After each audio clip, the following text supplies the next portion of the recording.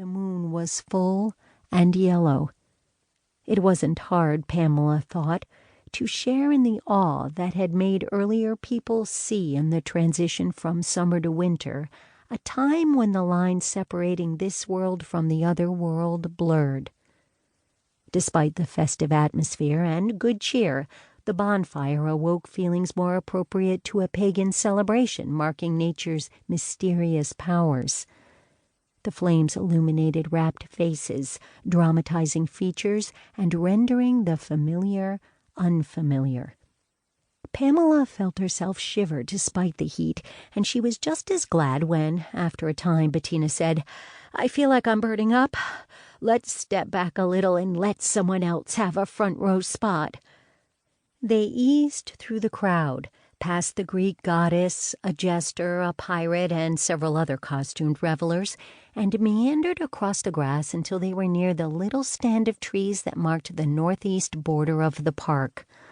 A light on a tall pole illuminated that corner of the park, though, given the bright moonlight, it was hardly needed on this night. "Harold is here somewhere," Nell said, naming her husband. "He's probably met up with Wilfred and their historical society pals."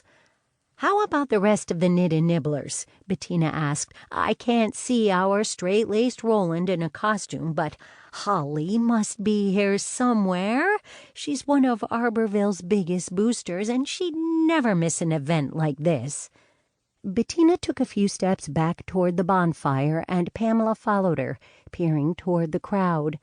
But the contrast between the darkness and the glare of the flames blurred her vision, and the point of the costumes was, after all, to disguise, so it was impossible to recognize any one particular person.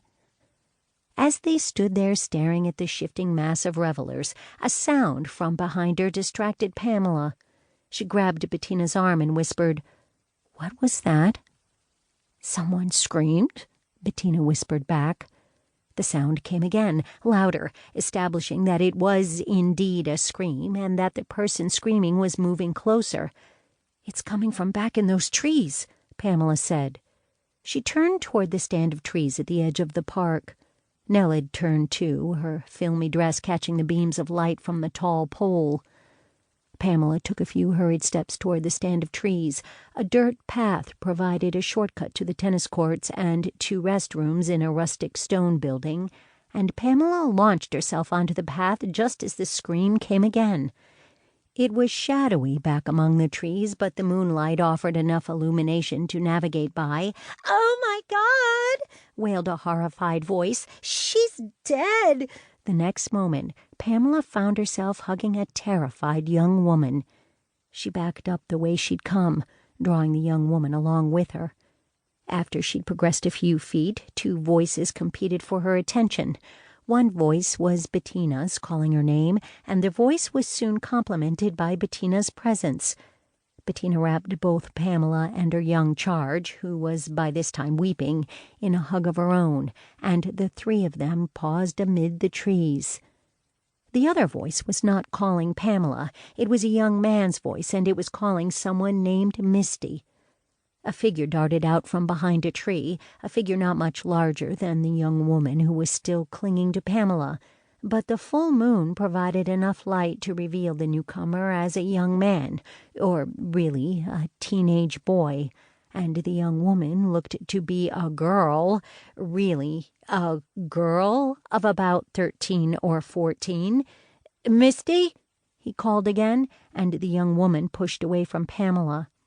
She whirled around, and in a moment the boy, Pamela couldn't think of him as anything other, was grasping her as intensely as she had grasped Pamela.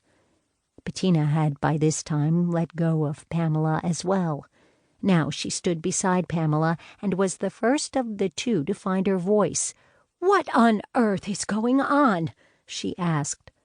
As the boy stroked the girl's hair and the girl sobbed, Bettina's words were echoed by another voice, Nell's gentle voice. Nell crept up beside them, repeating her query. "Someone is dead." The boy's arms tightened even more protectively around the girl's back. His voice struck Pamela as an approximate